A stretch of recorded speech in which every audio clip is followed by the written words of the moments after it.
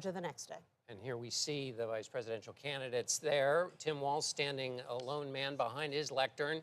Ed, give us your last thoughts as we watch here as J.D. Vance is off in the wings for the moment. Oh, there he is.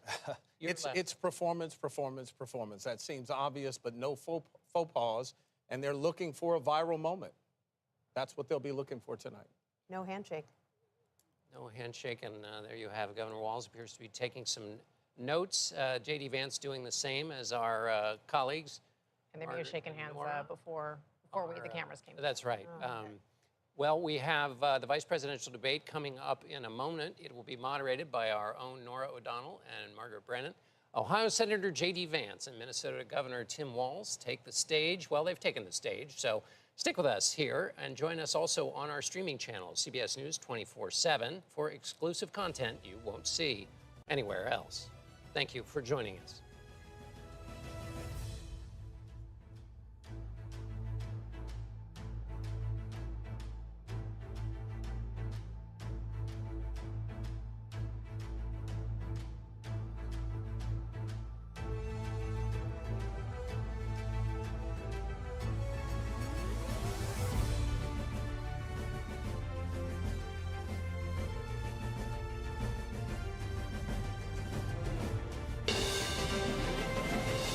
Tonight, with just over a month to go until Election Day, the first and only meeting between the two men who hope to become Vice President of the United States, Democratic Governor Tim Walz of Minnesota and Republican Senator J.D. Vance of Ohio. Now, this is likely the final debate of this election cycle, and voting is already underway in 20 states.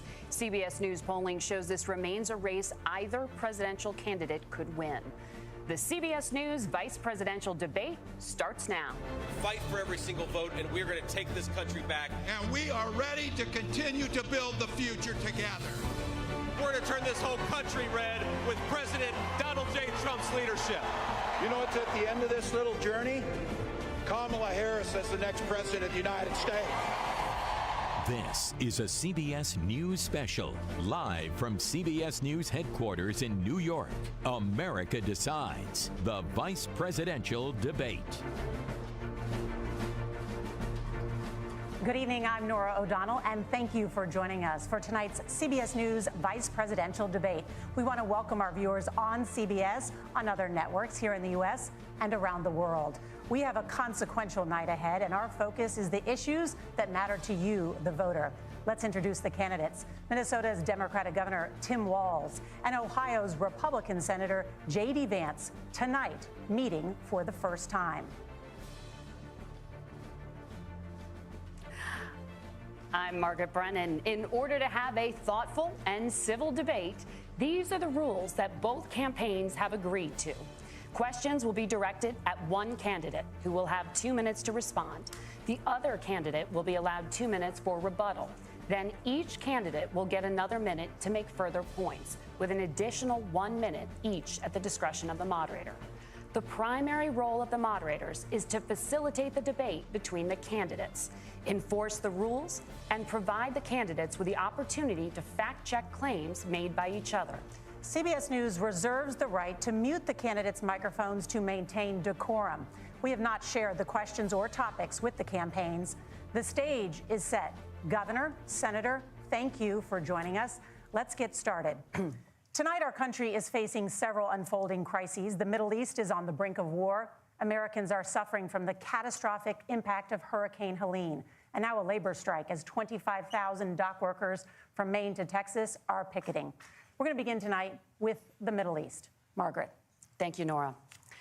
Earlier today, Iran launched its largest attack yet on Israel, but that attack failed, thanks to joint U.S. and Israeli defensive action. President Biden has deployed more than 40,000 U.S. military personnel and assets to that region over the past year to try to prevent a regional war. Iran is weakened, but the U.S. still considers it the largest state sponsor of terrorism in the world, and it has drastically reduced the time it would take to develop a nuclear weapon. It is down now to 1 or 2 weeks' time. Governor Walz, if you were the final voice in the Situation Room, would you support or oppose a preemptive strike by Israel on Iran. You have 2 minutes. Well, thank you. And thank you for those joining at home tonight. Let's keep in mind where this started. October 7th, Hamas terrorists massacred over 1,400 Israelis and took prisoners. Israel's ability to be able to defend itself is absolutely fundamental. Getting its hostages back, fundamental, and ending the humanitarian crisis in Gaza. But the expansion of Israel and its proxies is an absolute fundamental necessity for the United States to have the steady leadership there. You saw it experienced today, where along with our Israeli partners and our coalition, able to stop the incoming attack.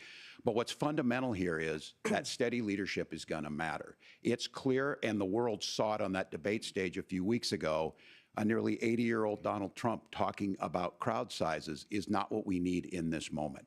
But it's not just that. It's those that were closest to Donald Trump that understand how dangerous he is when the world is this dangerous. His chief of staff, John Kelly, said that he was the most flawed human being he'd ever met. And both of his secretaries of defense and his national security advisors said he should be nowhere near the White House. Now, the person closest to them, Donald Trump, said he's unfit for the highest office. That was Senator Vance. What we've seen out of Vice President Harris is we've seen steady leadership. We've seen a calmness that is able to draw on the coalitions to bring them together, understanding that our allies matter. When our allies see Donald Trump turn towards Vladimir Putin, turn towards North Korea, when we start to see that type of fickleness around holding the coalitions together, we will stay committed. And as the Vice President said today we will protect our forces and our allied forces, and there will be consequences. Governor, your time is up. Senator Vance, the same question. Would you support or oppose a preemptive strike by Israel on Iran? You have 2 minutes. So, Margaret, I want to answer the question. First of all, thanks, Governor. Thanks to CBS for hosting the debate. And thanks, most importantly, to the American people who are watching this evening and caring enough about this country to pay attention to this vice presidential debate. I want to answer the question, but I want to actually give an introduction to myself a little bit because I recognize a lot of Americans don't know who either one of us are. I was raised in a working-class family. My mother required food assistance for periods of her life. My grandmother required Social Security help to raise me, and she raised me in part because my own mother struggled with addiction for a big chunk of my early life. I went to college on the GI Bill after I enlisted in the Marine Corps and served in Iraq. And so I stand here asking to be your vice president with extraordinary gratitude for this country, for the American dream that made it possible for me to live my dreams. And most importantly, I know that a lot of you are worried about the chaos in the world and the feeling that the American dream is unattainable. I want to try to convince you tonight over the next 90 minutes that if we get better leadership in the White House, if we get Donald Trump back in the White House, the American dream is going to be attainable once again. Now, to answer this particular question, we have to remember that as much as Governor Walz just accused Donald Trump of being an agent of chaos, Donald Trump actually delivered stability in the world, and he did it by establishing effective deterrence. People were afraid of stepping out of line. Iran, which launched this attack, has received over $100 billion in unfrozen assets thanks to the Kamala Harris administration. What do they use that money for? They use it to buy weapons that they're now launching against our allies, and God forbid, potentially launching against the United States as well. Donald Trump recognized that for people to fear the United States, you needed peace through strength. They needed to recognize that if they got out of line, the United States global leadership would put stability and peace back in the world. Now, you asked about a preemptive strike, Margaret, and I want to answer the question. Look, it is up to Israel what they think they need to do to keep their country safe, and we should support our allies wherever they are when they're fighting the bad guys. I think that's the right approach to take with the Israel question. Thank you, Senator.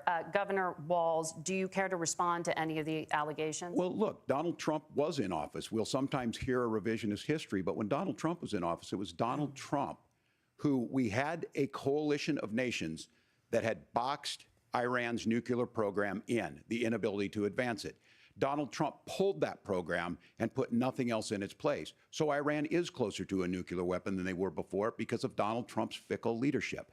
And when Iran shot down an American aircraft in international airspace, Donald Trump tweeted, because that's the standard diplomacy of Donald Trump. And when Iranian missiles did fall near U.S. troops and they received traumatic brain injuries, Donald Trump wrote it off as headaches. Look, our allies understand that Donald Trump is fickle. He will go to whoever has the most flattery or where it makes sense to him. Steady leadership like you witnessed today, like you witnessed in April. Both Iranian attacks were repelled. Our coalition is strong, and we need the steady leadership that Kamala Harris is providing. Senator Vance, the U.S. did have a diplomatic deal with Iran to temporarily pause parts of its nuclear program, and President Trump did exit that deal. He recently said, just 5 days ago, the U.S. must now make a diplomatic deal with Iran because the consequences are impossible. Did he make a mistake? You have 1 minute. Well, first of all, Margaret, diplomacy is not a dirty word, but I think that's something that Governor Walz just said is quite extraordinary. You yourself just said Iran is as close to a nuclear weapon today as they have ever been. And Governor Walz, you blame Donald Trump. Who has been the vice president for the last 3.5 years? And the answer is your running mate, not mine. Donald Trump consistently made the world more secure. Now, we talk about the sequence of events that led us to where we are right now, and you can't ignore October the 7th, which I appreciate Governor Walz bringing up. But when did Iran and Hamas and their proxies attack Israel? It was during the administration of Kamala Harris. So Governor Walz can criticize Donald Trump's tweets, but effective, smart diplomacy and peace through strength is how you bring stability back to a very broken world. Donald Trump has already done it once before. Ask yourself at home, when was the last time, I'm 40 years old, when was the last time that an American president didn't have a major conflict break out? The only answer is during the 4 years that Donald Trump was president. Gentlemen, we have a lot to get to. Nora? Margaret, thank you.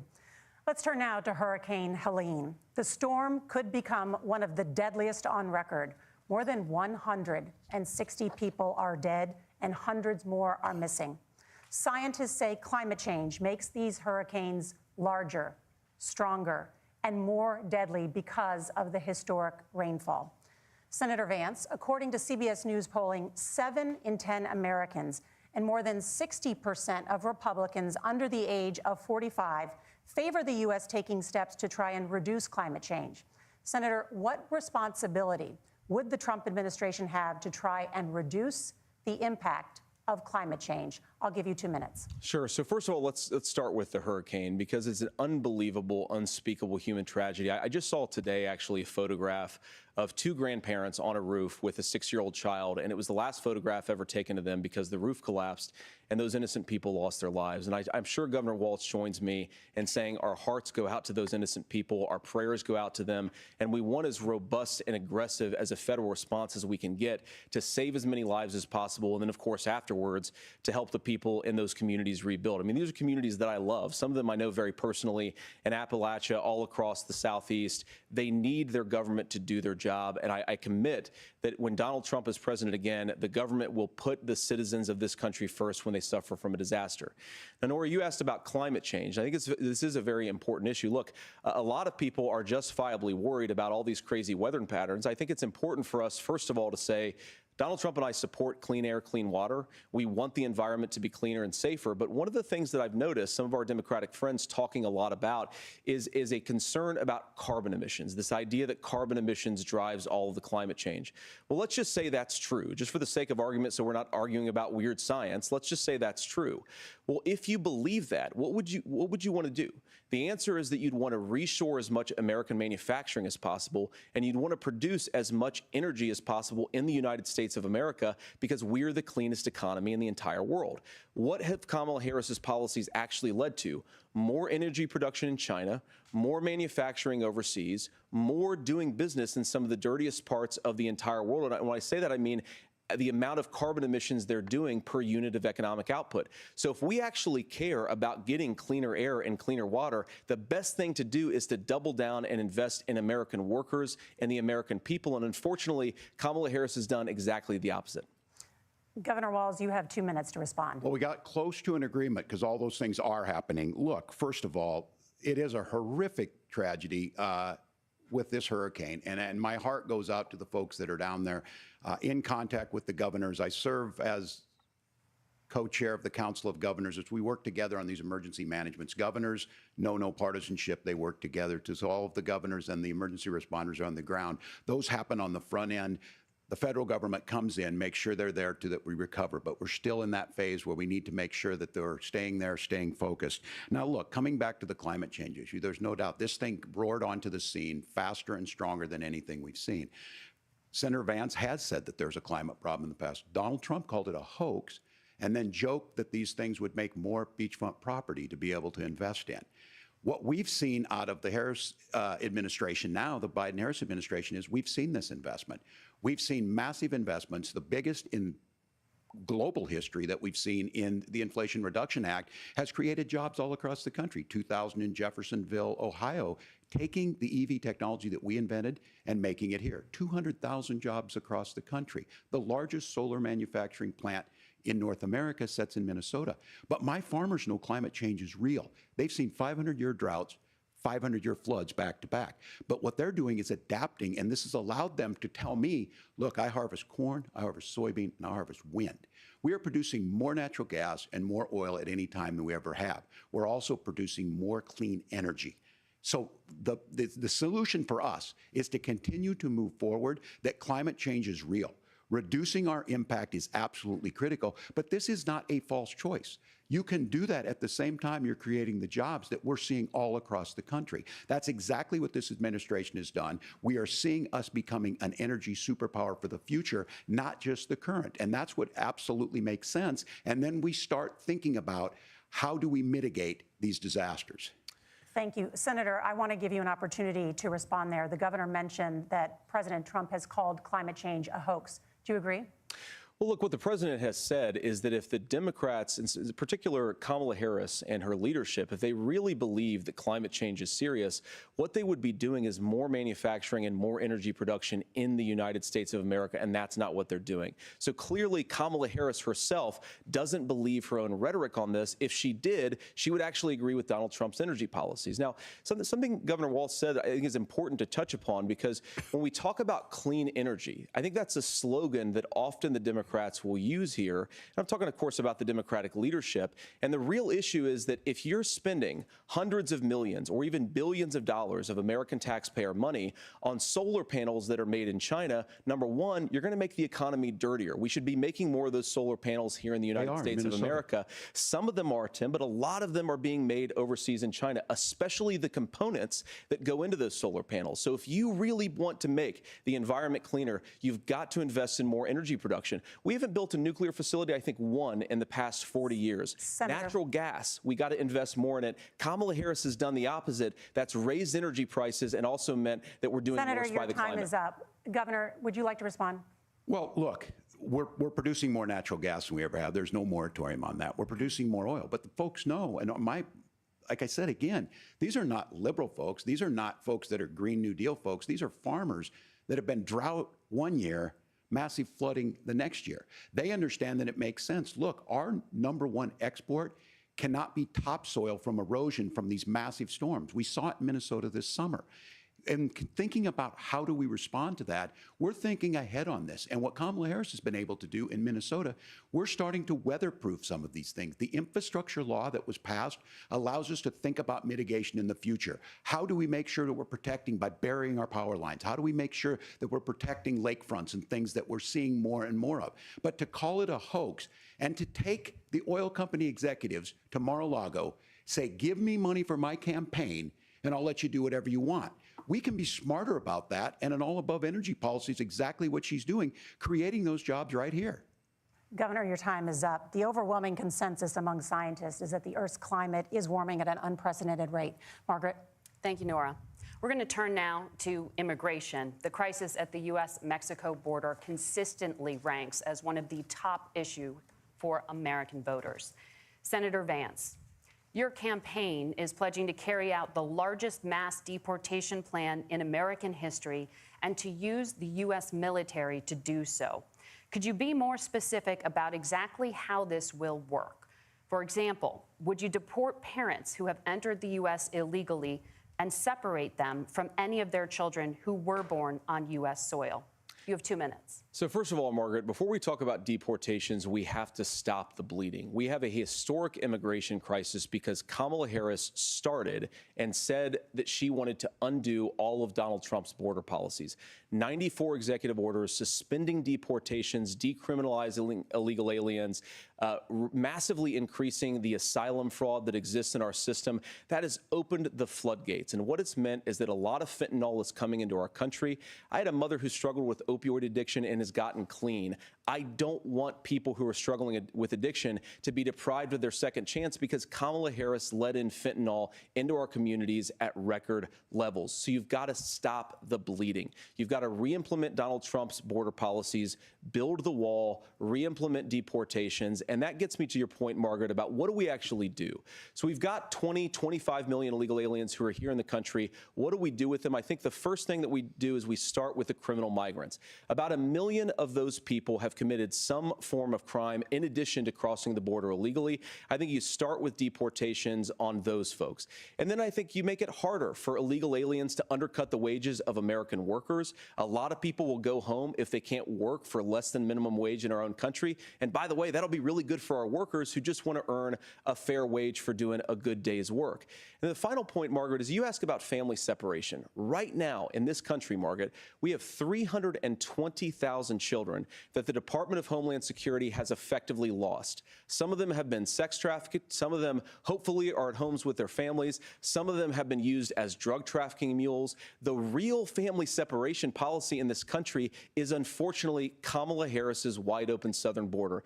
And I'd ask my fellow Americans to remember when she came into office, she said she was going to do this. Real leadership would be saying, you know what, I screwed up. We're going to go back to Donald Trump's border policies. I wish that she would do that. It would be good for all of us.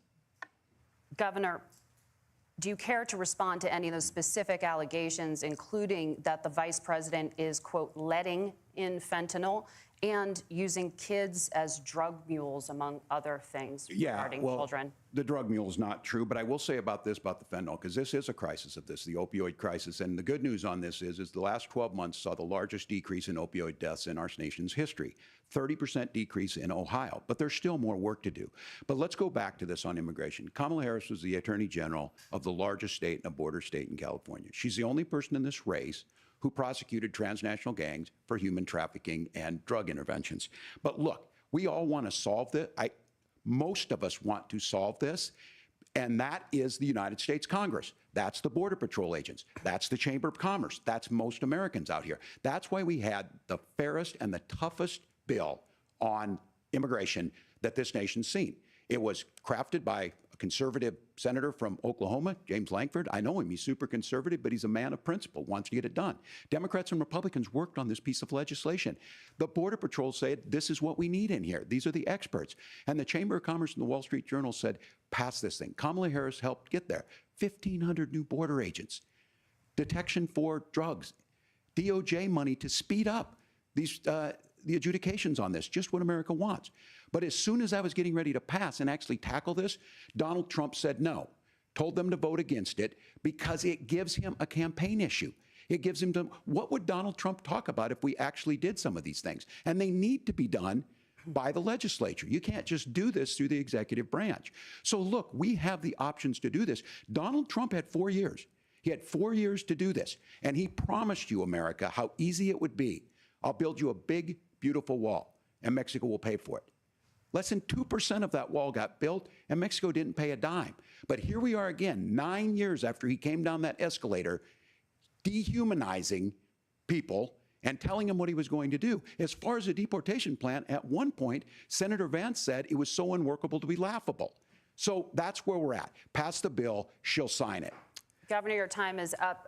Senator, the question was, will you separate parents from their children, even if their kids are U.S. citizens? You have 1 minute. Margaret, my point is that we already have massive child separations thanks to Kamala Harris's open border. And I didn't accuse Kamala Harris of inviting drug mules. I said that she enabled the Mexican drug cartels to operate freely in this country. And we know that they use children as drug mules, and it is a disgrace, and it has to stop. Look, I think what Tim said just doesn't pass the smell test. For 3 years, Kamala Harris went out bragging that she was going to undo Donald Trump's border policy. She did exactly that. We had a record number of illegal crossings. We had a record number of fentanyl coming into our country. And now that she's running for president, or a few months before, she says that somehow she got religion and cared a lot about a piece of legislation. The only thing that she did when she became the vice president, when she became the appointed border czar, was to undo 94 Donald Trump executive actions that opened the border. This problem is leading to massive problems in the United States of America. Parents who can't afford health care, schools that are overwhelmed. It's got to stop, and it will when Donald Trump is president again. Senator, your time is up. Governor, what about our CBS News polling, which does show that a majority of Americans, more than 50%, support mass deportations? Look, we fix this issue with a bill that is necessary, but the issue on this is what happens when you don't want to solve it. You demonize it. And we saw this, and Senator Vance, and it surprises me on this, talking about and saying, I will create stories to bring attention to this. That vilified a large number of people who were here legally in the community of Springfield. The Republican governor said, it's not true, don't do it. There's consequences for this. There's consequences. We could come together. Senator Langford did it. We could come together and solve this if we didn't let Donald Trump continue to make it an issue. And the consequences in Springfield were the governor had to send state law enforcement to escort kindergartners to school.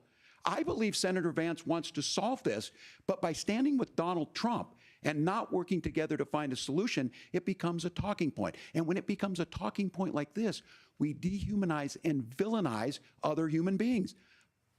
Tim, Governor, your time is up. Senator, I'll give you 1 minute, but let me just ask you the question first. The governor has made the point, and I think as a sitting lawmaker, you know that Congress controls the purse strings and any funding. So you have said repeatedly that Donald Trump would, through executive action, solve this. Do you disagree that Congress controls the purse strings and would need to support many of the changes that you would actually want to implement? You have 1 minute. Look, Margaret, first of all, the gross majority of what we need to do at the southern border is just empowering law enforcement to do their job. I've been to the southern border more than our border czar, Kamala Harris, has been, and it's actually heartbreaking because the Border Patrol agents, they just want to be empowered to do their job. Of course, additional resources would help, but most of this is about the president and the vice president empowering our law enforcement to say, if you try to come across the border illegally, you've got to stay in Mexico, you've got to go back through proper channels. Now, Governor Walz brought up the community of Springfield, and he's very worried about the things that I've said in Springfield. Look, in Springfield, Ohio, and in communities all across this country, you've got schools that are overwhelmed. You've got hospitals that are overwhelmed. You have got housing that is totally unaffordable because we brought in millions of illegal immigrants to compete with Americans for scarce homes. The people that I'm most worried about in Springfield, Ohio, are the American citizens who have had their lives destroyed by Kamala Harris's open border. It is a disgrace, Tim. And I actually think, I agree with you. I think you want to solve this problem, but I don't think that Kamala Harris does. Senator, your time is up. Governor, you have 1 minute to respond. Yeah, well, it is law enforcement that asked for the bill. They helped craft it. They're the ones that supported it. That's because they know we need to do this. Look, this issue of continuing to bring this up, of not dealing with it, of blaming migrants for everything. On housing, we could talk a little bit about Wall Street speculators buying up housing and making them less affordable, but it becomes a blame. Look, this bill also gives the money necessary to adjudicate. I agree, it should not take 7 years for an asylum claim to be done. This bill gets it done in 90 days. Then you start to make a difference in this, and you start to adhere to what we know, American principles.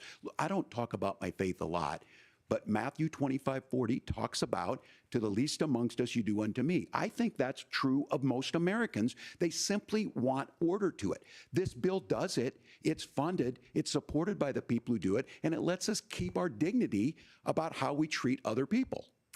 Thank you, Governor. And just to clarify for our viewers, Springfield, Ohio does have a large number of Haitian migrants who have legal status, temporary protected status. Well, Margaret, but thank you, Senator. We have so much to get to. Margaret, I think it's important because we're going to turn out of the economy. Thank you. Margaret, the rules were that you guys weren't going to fact check, and since you're fact checking me, I think it's important to say what's actually going on. So there's an application called the CBP One app, where you can go on as an illegal migrant, apply for asylum or apply for parole, and be granted legal status at the wave of a Kamala Harris open border wand. That is not a person coming in, applying for a green card and waiting for 10 years. That is the facilitation of illegal immigration, Margaret, by our own leadership. Thank you, Senator, for describing the legal process. We have so much to get to, Senator. Those laws have been on the books since 1990. Thank you, gentlemen. The CBP One app has not been on the books since 1990. It's something that Kamala Harris created, Margaret. Gentlemen, the audience can't hear you because your mics are cut. We have so much we want to get to. Thank you for explaining the legal process. Nora. Thank you, Margaret. The economy is a top concern for voters. Each of your campaigns has released an economic plan, so let's talk about the specifics. Governor Walz, Vice President Harris unveiled a plan that includes billions in tax credits for manufacturing, housing, and a renewed child tax credit. The Wharton School says your proposals will increase the nation's deficit by $1.2 trillion.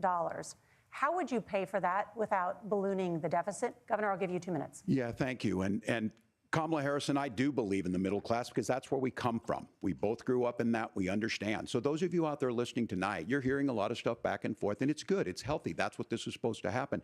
You should be listening. How's this going to impact me? The bold forward plan that Kamala Harris put out there is talking about this housing issue. The one thing is there's 3 million new houses proposed under this plan with down payment assistance on the front end to get you in a house. A house is much more than just an asset to be traded somewhere. It's foundational to where you're at. And then making sure that the things you buy every day, whether they be prescription drugs or other things, that there's fairness in that. Look, the $35 insulin is a good thing, but it costs $5 to make insulin. They were charging $800 before this law went into effect. As far as the housing goes, I've seen it in Minnesota. 12% more houses in Minneapolis, prices went down on rent 4%. It's working. And then making sure tax cuts go to the middle class. $6,000 child tax credit, we have one in Minnesota, reduces childhood poverty by 1/3. We save money in the long run, and we do the right thing for families. And then getting businesses off the ground. The law as it stands right now is $5,000 tax credit for small business, increasing that to $50,000. Now, this is a philosophical difference between us. Donald Trump made a promise, and I'll give you this, he kept it. He took folks to Mar-a-Lago, he said, you're rich as hell, I'm gonna give you a tax cut. He gave the tax cuts that predominantly went to the top class. What happened there was an $8 trillion increase in the national debt, the largest ever. Now he's proposing a 20% consumption or sales tax on everything we bring in. Everyone agrees, including businesses, it would be destabilizing it, it would increase inflation and potentially lead to a recession. Look, this is simple for you. Where are we going? Kamala Harris has said to do the things she wants to do, we'll just ask the wealthiest to pay their fair share. When you do that, our system works best, more people are participating in it, and folks have the things that they need. Senator, I want to give you a moment to respond on that. But similarly, the Wharton School has done an analysis of the Trump plan and says it would increase the nation's deficit by $5.8 trillion. My question is the same for you. How do you pay for all that without ballooning the deficit? I'll give you 2 minutes. Well, first of all, you're going to hear a lot from Tim Walz this evening, and you just heard it in the answer, a lot of what Kamala Harris proposes to do.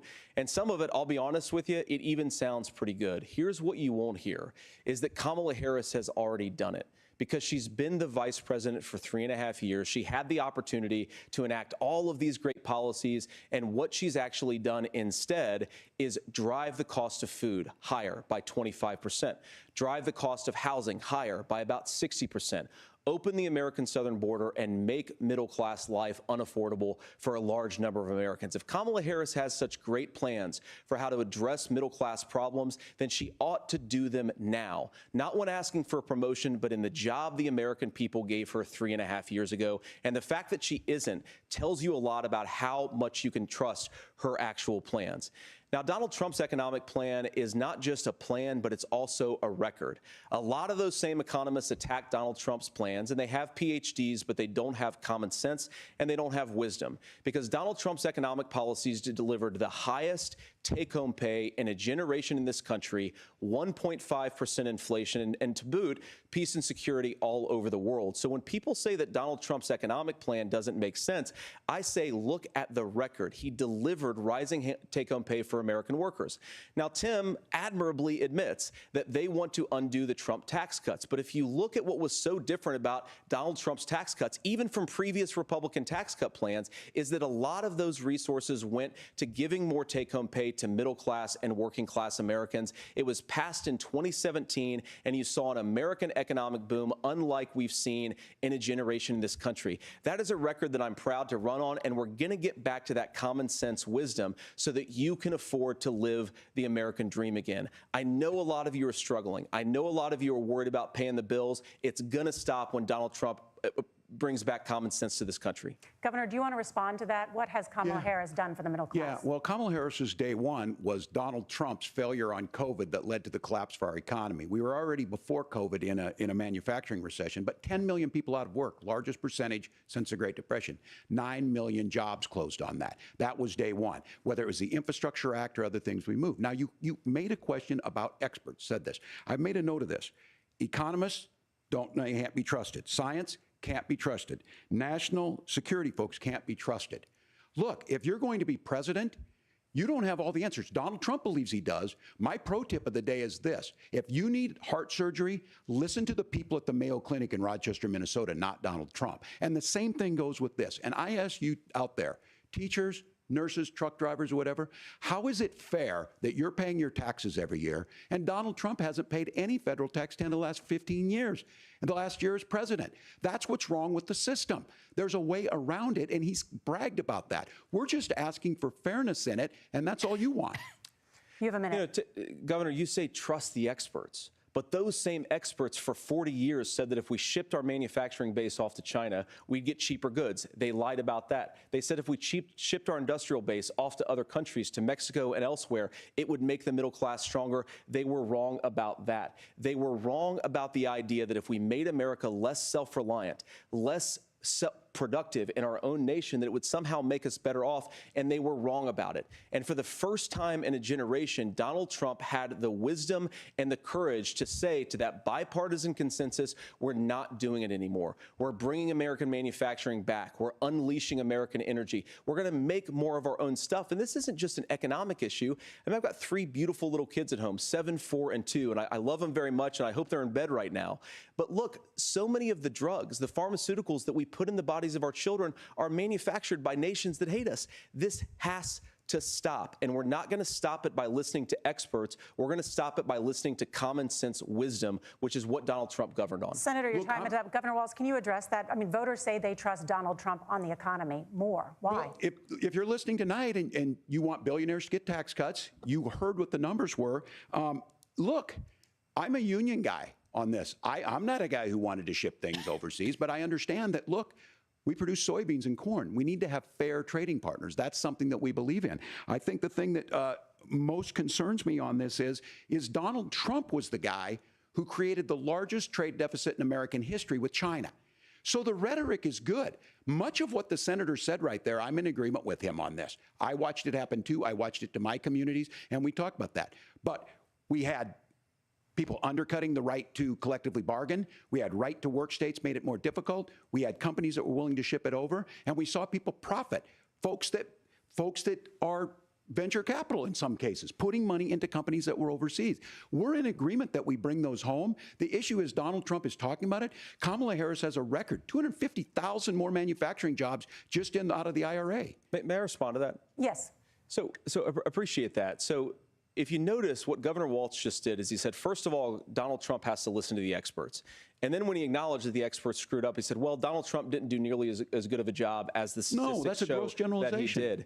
So what Tim Walz is doing, and I honestly, Tim, I think you got a tough job here, because you've got to play whack-a-mole. You've got to pretend that Donald Trump didn't deliver rising take-home pay, which of course he did. You've got to pretend that Donald Trump didn't deliver lower inflation, which of course he did. And then you've simultaneously got to defend Kamala Harris's atrocious economic record, which has made gas, groceries, and housing unaffordable for American citizens. I was raised by a woman who would sometimes go into medical debt so that she could put food on the table in our household. I know what it's like to not be able to afford the things that you need to afford. We can do so much better. To all of you watching, we can get back to an America that's affordable again. We just got to get back to common sense economic principles. I hope we have a conversation on health care then. Senator, Governor. Please. Thank you. Margaret? We have a lot to get to ahead, gentlemen, on many topics. But right now, I want to talk about personal qualifications. The vice president is often the last voice the president hears before making consequential decisions. We want to ask you about your leadership qualities. Governor Walz, you said you were in Hong Kong during the deadly Tiananmen Square protests in the spring of 1989. But Minnesota Public Radio and other media outlets are reporting that you actually didn't travel to Asia until August of that year. Can you explain that discrepancy? Yeah, well, and to the folks out there who didn't get at the top of this, look, I grew up in small rural Nebraska, town of 400, town that you rode your bike with your buddies till the streetlights come on, and I'm proud of that service. I joined the National Guard at 17, worked on family farms, and then I used the GI Bill to become a teacher, passionate about it, a young teacher. My first year out, I got the opportunity in the summer of '89 to travel to China. 35 years ago, be able to do that. I came back home and then started a program to take young people there. We would take basketball teams, we would take baseball teams, we would take dancers, and we would go back and forth to China. The issue for that was to try and learn. Now look, my community knows who I am. They saw where I was at. Look, I will be the first to tell you, I have poured my heart into my community. I've tried to do the best I can, but I've not been perfect. And I'm a knucklehead at times, but it's always been about that. Those same people elected me to Congress for 12 years.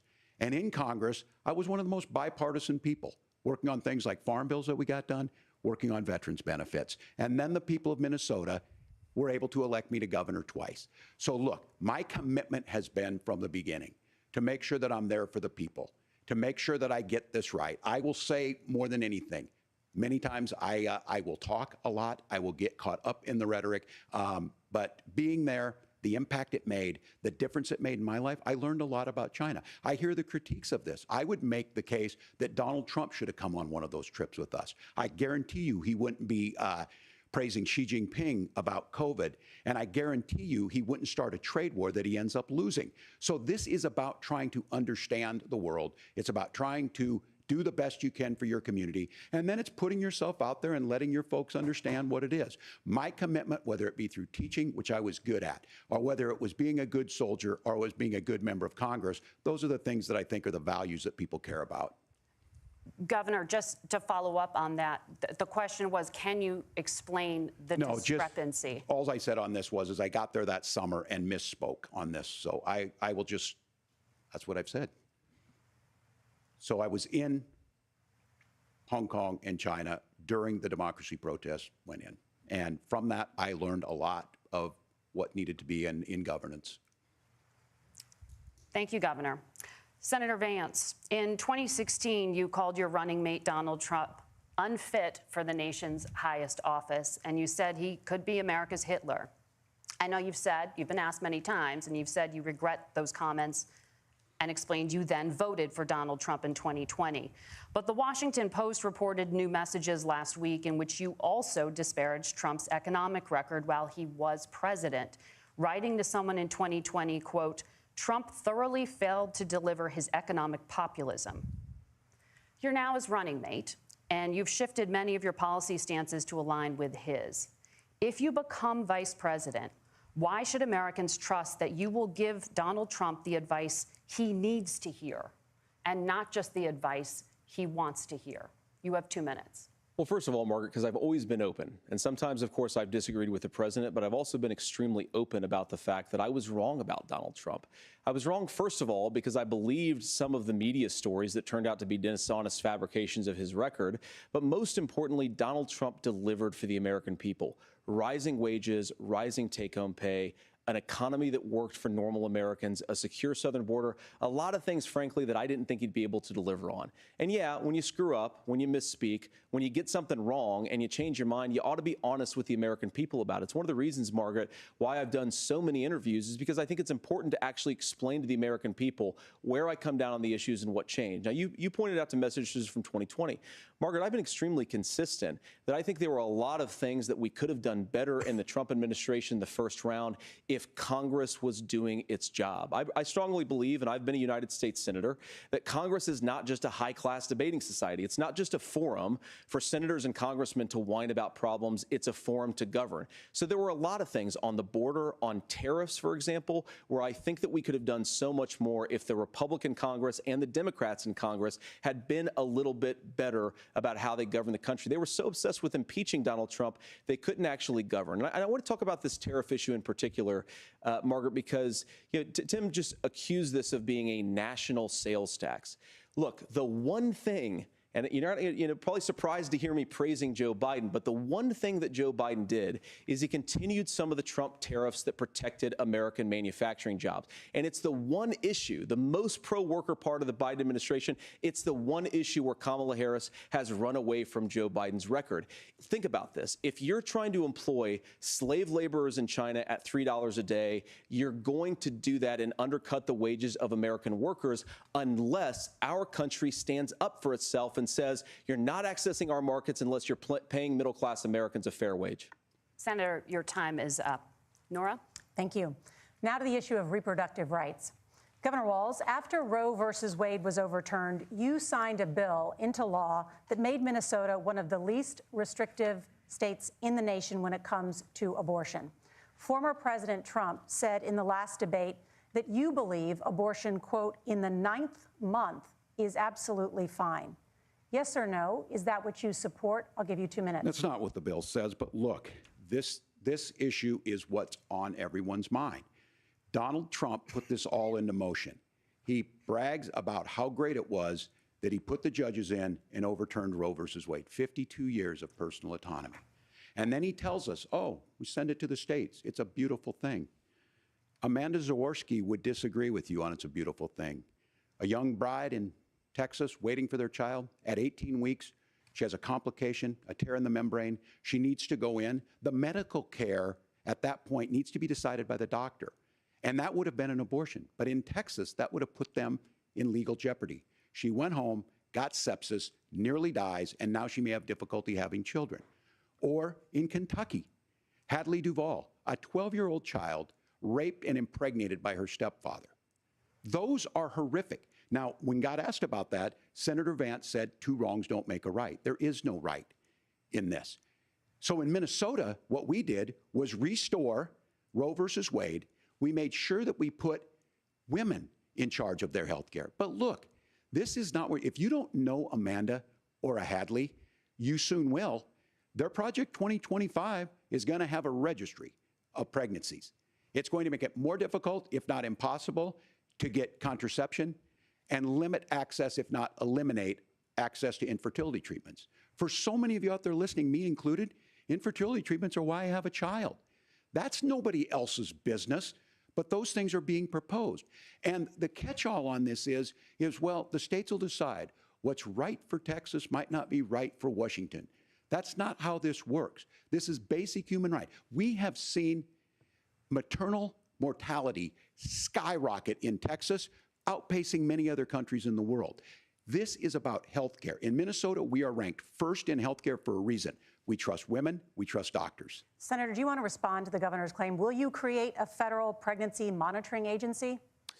No, Nora, certainly we won't. And I want to talk about this issue because I know a lot of Americans care about it, and I know a lot of Americans don't agree with everything that I've ever said on this topic. And, you know, I grew up in a working class family in a neighborhood where I knew a lot of young women who had unplanned pregnancies and decided to terminate those pregnancies because they feel like they didn't have any other options. And, you know, one of them is actually very dear to me. And I know she's watching tonight, and I love you. And she told me something a couple years ago that she felt like if she hadn't had that abortion, that it would have destroyed her life because she was in an abusive relationship. And I think that what I take from that as a Republican who proudly wants to protect innocent life in this country, who proudly wants to protect the vulnerable, is that my party, we've got to do so much better of a job at earning the American people's trust back on this issue where they frankly just don't trust us. And I think that's one of the things that Donald Trump and I are endeavoring to do. I want us as a Republican Party to be pro-family in the fullest sense of the word. I want us to support fertility treatments. I want us to make it easier for moms to afford to have babies. I want it to make it easier for young families to afford a home so they can afford a place to raise that family. And I think there's so much that we can do on the public policy front just to give women more options.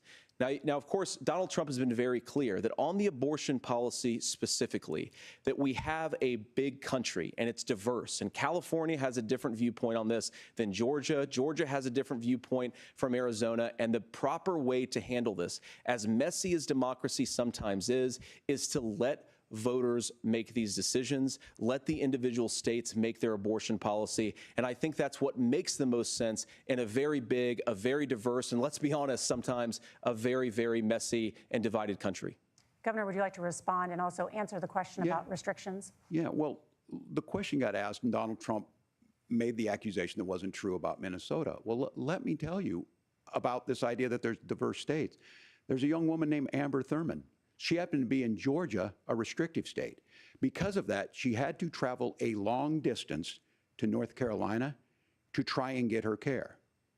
Amber Thurman died in that journey back and forth. The fact of the matter is, how can we as a nation say that your life and your rights, as basic as the right to control your own body, is determined on geography? There's a very real chance had Amber Thurman lived in Minnesota, she would be alive today. That's why the restoration of Roe versus Wade. When you listen to Vice President Harris talk about this subject and you hear me talk about it, you hear us talking exactly the same. Donald Trump is trying to figure out how to get the political right of this. I agree with a lot of what Senator Vance said about what's happening. His running mate, though, does not, and that's the problem. Governor, your time is up. Senator, let me ask you about that. He mentioned, was, I think, referring to a national ban. In the past, you have supported a federal ban on abortion after 15 weeks. In fact, you said if someone can't support legislation like that, quote, you are making the United States the most barbaric pro-abortion regime anywhere in the entire world. My question is, why have you changed your position? Well, Nora, first of all, I never supported a national ban. I did, when I was running for Senate in 2022, talk about setting some minimum national standard. For example, we have a partial birth abortion ban in place in this country at the federal level. I don't think anybody's trying to get rid of that, or at least I hope not, though I know that Democrats have taken a very radical pro-abortion stance. But Nora, you know, one of the things that changed is in the state of Ohio, we had a referendum in 2023, and the people of Ohio voted overwhelmingly, by the way, against my position.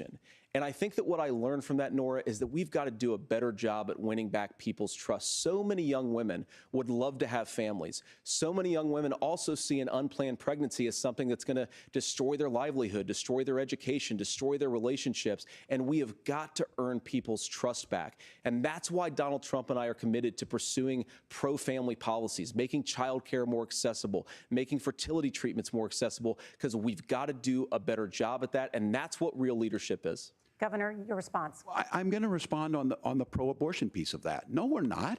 We're pro-women. We're pro-freedom to make your own choice. We know what the implications are to not be that. Women having miscarriages, women not getting the care, physicians feeling like they may be prosecuted for providing that care. And as far as making sure that we're educating our children and giving them options, Minnesota's a state with one of the lowest teen pregnancy rates. We understand that too. We know that the options need to be available, and we make that true. We also make it, we're a top 3 state for the best place to raise children. But these two things, to try and say that we're pro-children, but we don't like this, or you guys are pro-abortion, that's not the case at all. We are pro-freedoms for women to make their choices, and we're going, and Kamala Harris is making the case, to make options for children more affordable, a $6,000 child tax credit, but we're not going to base that on the backs of making someone like Amber Thurman drive 600 miles to try and get health care. Senator. May I respond to that? First of all, Governor, I agree with you. Amber Thurman should still be alive, and there are a lot of people who should still be alive, and I certainly wish that she was. And maybe you're free to disagree with me on this and explain this to me. But as I read the Minnesota law that you signed into law, the statute that you signed into law, it says that a doctor who presides over an abortion where the baby survives, the doctor is under no obligation to provide life-saving care to a baby who survives a botched late-term abortion. That is, I think, That's whether not you're true. pro-choice or That's not how the law pro-abortion, is. that is fundamentally barbaric. And that's why I use that word, Nora, is because some of what we've seen, do you want to force Catholic hospitals to perform abortions against their will? Because Kamala Harris has supported suing Catholic nuns to violate their freedom of conscience. We can be a big and diverse country where we respect people's freedom of conscience and make the country more pro-baby and pro-family. But please. Yes, Governor, please respond. Look, this is one where there's always something there. This is a very simple proposition. These are women's decisions to make about their healthcare decisions, and the physicians who know best when they need to do this. Trying to distort the way a law is written to try and make a point, that's not it at all. What was I wrong about, Governor? Please tell me, what was I wrong about? That is not the way the law is written. Look, I've given But this, how? I've given this advice on a lot of things, that getting involved, getting engaged, that's been misread, and it was fact-checked at the last debate. But the point on this is there's a continuation of these guys to try and tell women or to get involved. I use this line on this, just mind your own business on this. Things worked best when Roe versus Wade was in place. When we do a restoration of Roe, that works best. That doesn't preclude us from increasing funding for children. It doesn't increase us from making sure that once that child's born, like in Minnesota, they get meals, they get early childhood education, they get health care.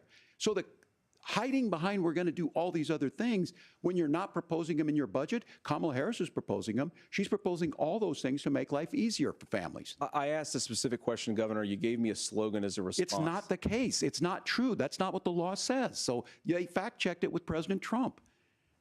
Gentlemen, there's a lot to discuss. We have to move on, and we're going to be right back with much more of the CBS News vice presidential debate in just a moment.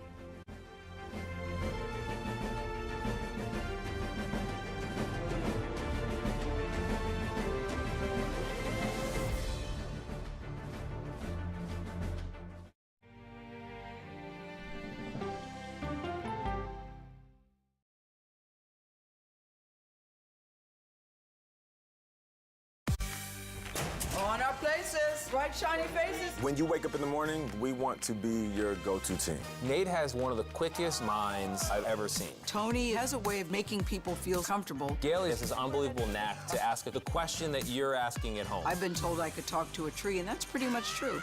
I don't go to work in the morning. I go for coffee with my two good friends, and we talk about the world. Your morning routine just got better. CBS Mornings, weekdays at 7. It didn't seem like anything could happen, because nothing ever happens in East Palestine, but it did. Authorities released toxic fumes from 5 derailed train cars.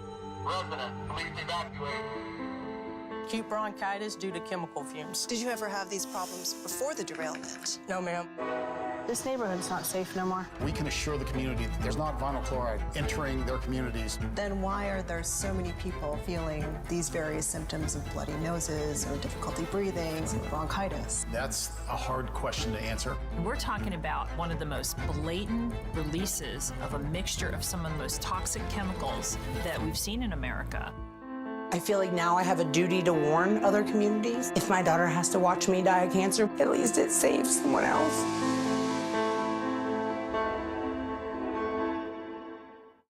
This case. It's like a screenplay, something straight out of Hollywood.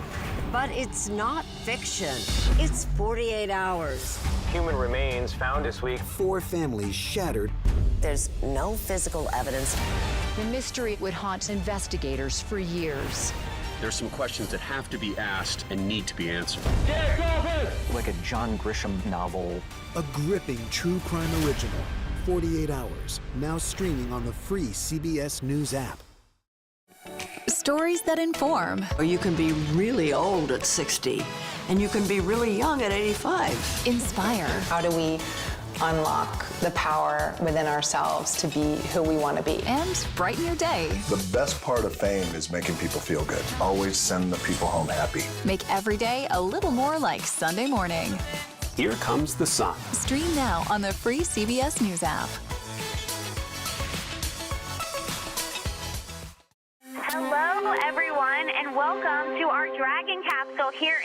Sightseers in space, the thrill of a lifetime. Seeing the Earth from space, it was so exhilarating. But the risks that come with the territory. There have been 4 fatal accidents. That's a 1% fatal accident rate. Might make you look before you launch. If you had 1 out of 100 airplanes falling out of the sky, we'd have a public crisis. Space tourism, now streaming on the free CBS News app.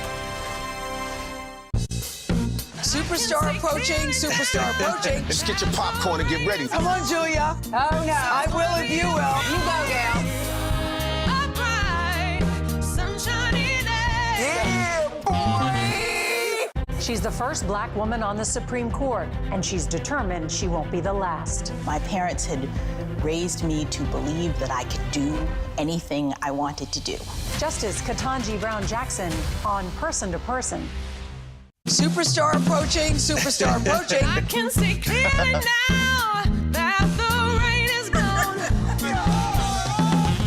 That's right. Look at his outfit. Give me some love, baby. Up top. It's gonna be a bright, sunshiny day. All right.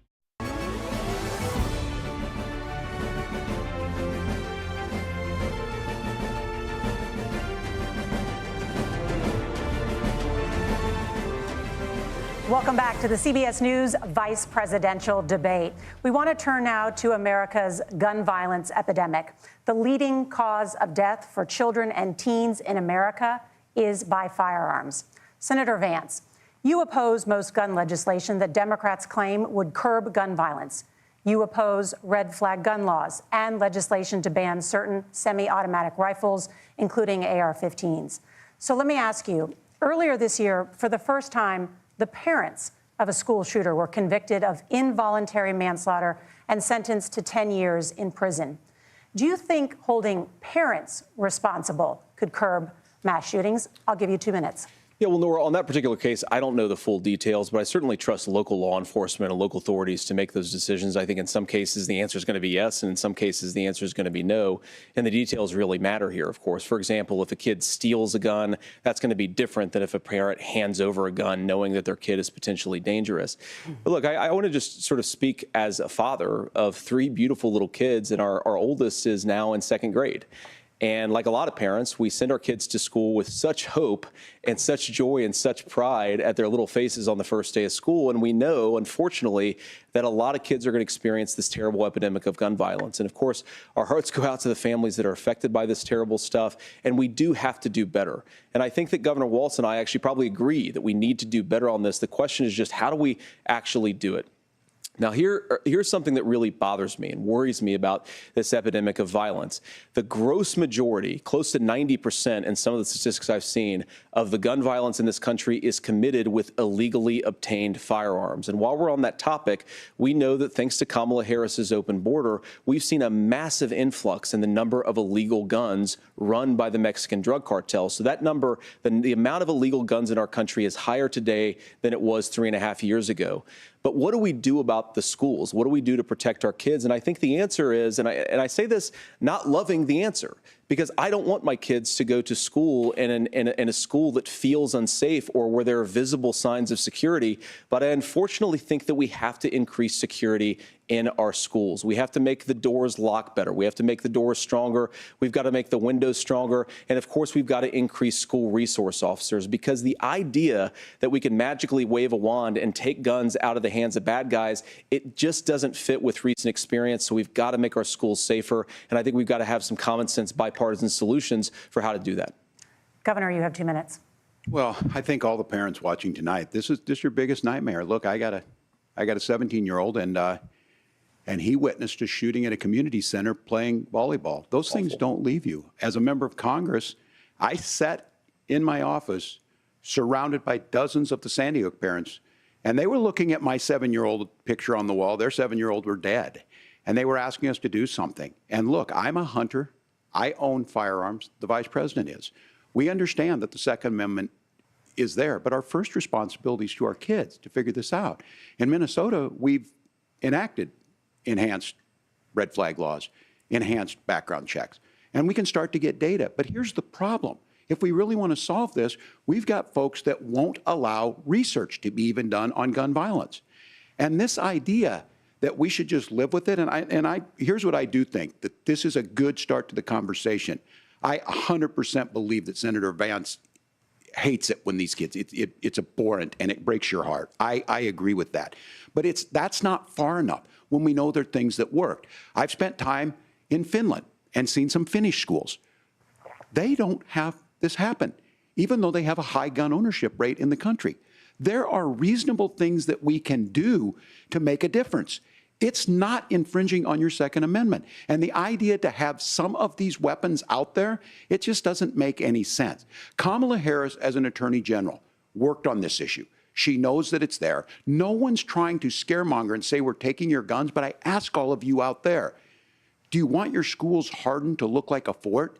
Is that what we have to go? When we know there's countries around the world that their children aren't practicing these types of drills. They're being kids. We owe it to them to get a fix. These are things that shouldn't be that difficult. You can still keep your firearms, and we can make a difference. We have to. If you're listening tonight, this breaks your heart.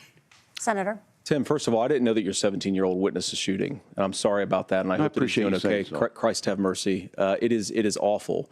And I appreciate what Tim said, actually, about Finland, because I do think it illustrates some of the frankly, weird differences between our own country's gun violence problem and Finland. Okay, first of all, we have way higher rates of mental health abuse, or mental health substance abuse. We have way higher rates of depression, way higher rates of anxiety. We unfortunately have a mental health crisis in this country that I really do think that we need to get to the root causes of, because I don't think it's the whole reason why we have such a bad gun violence problem, but I do think it's a big piece of it. Another driver of the gun violence epidemic, especially that affecting our kids, it doesn't earn as many headlines, but is the terrible gun violence problem in a lot of our big cities. And this is why we have to empower law enforcement to arrest the bad guys, put them away, and take gun offenders off the streets. I think there's a whole host of things that we can do here, but I do think at our schools we've got to talk about more security. Senator, thank you. Governor, you previously opposed an assault weapons ban, but only later in your political career did you change your position. Why? Yeah, I sat in that office with those Sandy Hook parents. I've become friends with school shooters. I've seen it. Look, the NRA, I was an NRA guy for a long time. They used to teach gun safety. I'm of an age where my shotgun was in my car so I could pheasant hunt after football practice. That's not where we live today. And several things I want to mention on this is, talking about cities and where it's at, the number one where the most firearm deaths happen in Minnesota are rural suicides. And we have an epidemic of children getting guns and shooting themselves. And so we have, and we should look at all of the issues, making sure folks have health care and all that, but I want to be very careful. This idea of stigmatizing mental health, just because you have a mental health issue doesn't mean you're violent. And I think what we end up doing is we start looking for a scapegoat. Sometimes it just is the guns. It's just the guns, and there are things that you can do about it. But I do think that this is one, and I think this is a healthy conversation. I think there's a capacity to find solutions on this that work, protect Second Amendment, protect our children. That's our priority. Gentlemen, thank you. Margaret? Thank you, Nora. Let's turn now to the top contributor to inflation, the high cost of housing and rent. There's a shortage of more than 4 million homes in the United States, and that contributes to the high housing prices. Governor Walz, the Harris campaign promises a $25,000 down payment assistance for first-time home buyers and a $10,000 tax credit. They also promise to build 3 million new homes. Where are you building these homes, and won't handing out that kind of money just drive up prices higher? No, it's not handing out. We have, first, let me say this issue of housing, and I think those of you listening on this, the problem we've had is that we've got a lot of folks that see housing as another commodity. It can be bought up, it can be shifted, it can be moved around. Those are not folks living in those houses. Those of you listening tonight, that house is a big deal. I bought and owned one house in my life. My mom still lives in the house where I was. And when I think of a house, I'm thinking of Christmas services after midnight mass where you go with your family. We need to make it more affordable. And one of the things, as I said, this program that the Vice President is pushing forward and bringing a new way of approaching this is something we're doing in Minnesota from that lead. We in the state invested in making sure our housing was the biggest investment that we'd ever made in housing.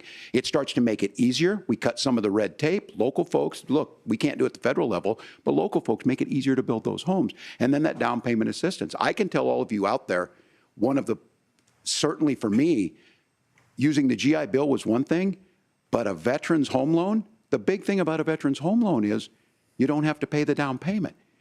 Those are things that make it there. Now, look, you're going to pay it back, and you're going to pay your mortgage. Those are things that we know in the long run, the appreciated value, the generational wealth that's created from it. And I will give Minneapolis an example. Minneapolis is the one city where we've seen the lowest inflation rates. We've seen a 12% increase in stock because we've put some of these things in, and we're implementing a state program to make sure we give some of that down payment assistance. We get it back from people because here's what we know. People with stable housing end up with stable jobs.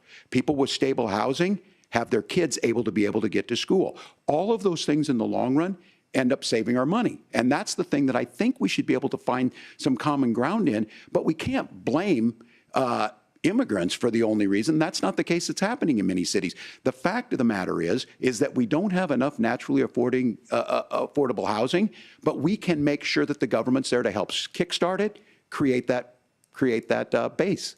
Governor, your time is up. Senator Vance, as far as your campaign's position, the promise is to seize federal lands to build homes, remove regulation, provide tax breaks, and cut back on immigration, which you say pushes up prices.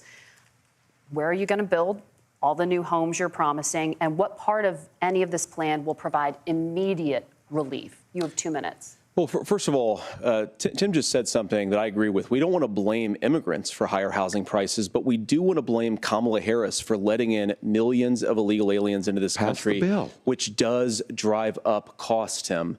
25 million illegal aliens competing with Americans for scarce homes is one of the most significant drivers of home prices in the country. It's why we have massive increases in home prices that have happened right alongside massive increases in illegal alien populations under Kamala Harris's leadership. Now, Tim just mentioned a bunch of ideas.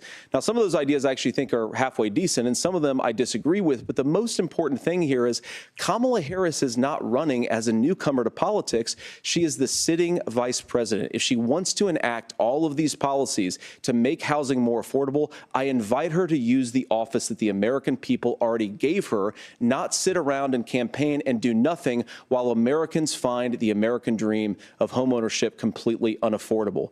Now, you asked, Margaret, what would immediately change the equation for American citizens?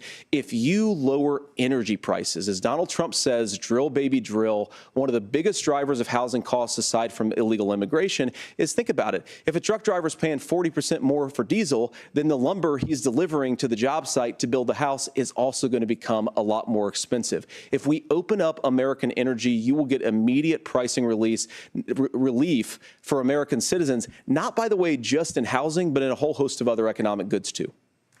Senator Vance, you still have 23 seconds there. Do you want to answer? Can I have it? Where, Governor, we will get to you in a moment. But, Senator, where are you going to seize the federal lands? Can you clarify? Well, what Donald Trump has said is we have a lot of federal lands that aren't being used for anything. They're not being used for national park. They're not being used, and they could be places where we build a lot of housing. And I do think that we should be opening up building in this country. We have a lot of land that could be used. We have a lot of Americans that need homes. We should be kicking out illegal immigrants who are competing for those homes, and we should be building more homes for the American citizens who deserve to be here. Senator, your time is up. Governor, I do want to let you respond to the allegation that the vice president is letting in.